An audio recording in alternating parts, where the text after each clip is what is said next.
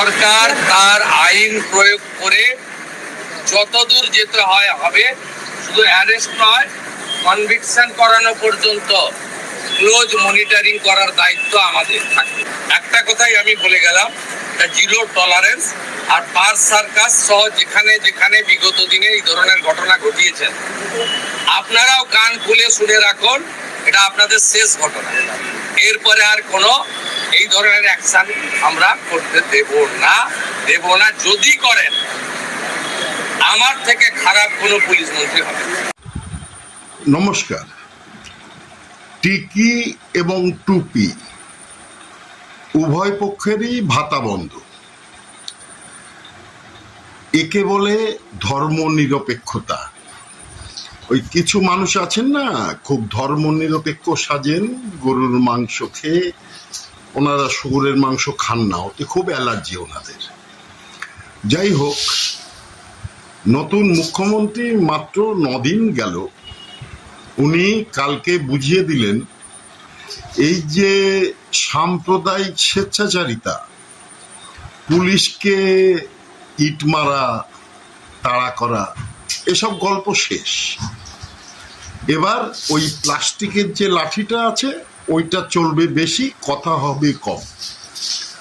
Police আর টেবিলের তলায় লুকাবে না, পুলিশ আর ফাইল মাথায় চাপা দিয়ে চেপে টেবিলের তলায় বসবে না। পুলিশকে ফ্রি হ্যান্ড দিয়েছেন, আইনের শাসন চলবে, শাসকের আইন না। অবাক হয়ে দেখছি যে ডায়মন্ড মডেলের সেই স্রষ্টা, যিনি 7 লক্ষ ভোটে জিতেছিলেন, উনি তো প্রচারে যাচ্ছেন না ডায়মন্ড হারবারে, ওই যে ফলতা বিধানসভায় কেউই যাচ্ছেন না। কারণ ওনারা জেনে গেছেন হার নিশ্চিত, শুধু সংখ্যাটা কত হবে সেইটাই গোনা। গুনবো, আপনিও গুনবেন, আমিও গুনবো। তবে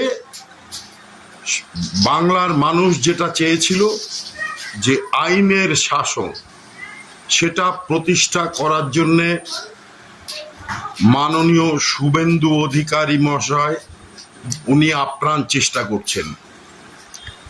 অবাক হয়ে গেলাম, সঠিক 11টায় অধিবেশন বসছে, যেটা শুধুমাত্র ওই বাজেট সেশনের সময় 1 দিন 2 দিন হতো, বাকি সময় 3টে 3:30-র পরে এই অধিবেশন বসত। তাহলে কি অর্থটা এমন দাঁড়াচ্ছে যে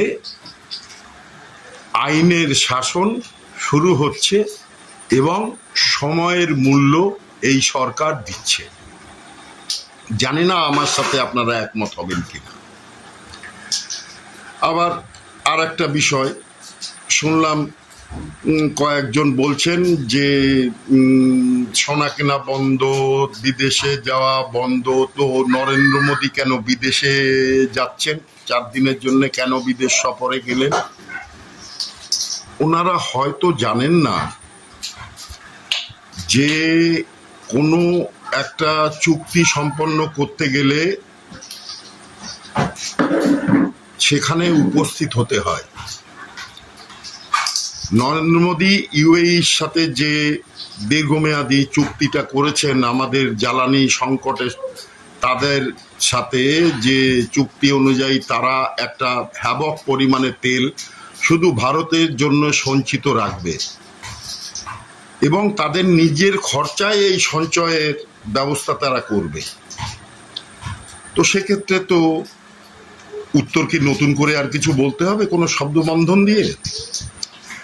যাই হোক, আইনের শাসন চালু হয়েছে, আপনি আমি সবাই আনন্দিত।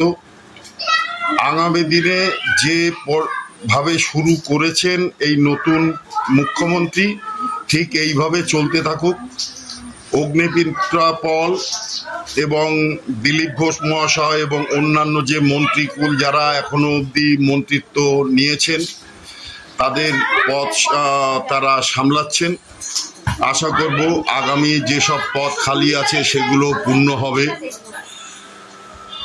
যাই হোক, আগামী দিনের পথে আপনিও তাগিয়ে থাকুন, আমিও তাগিয়ে থাকলাম। নমস্কার। ভারত মাতা কি জয়, জয় শ্রীরাম।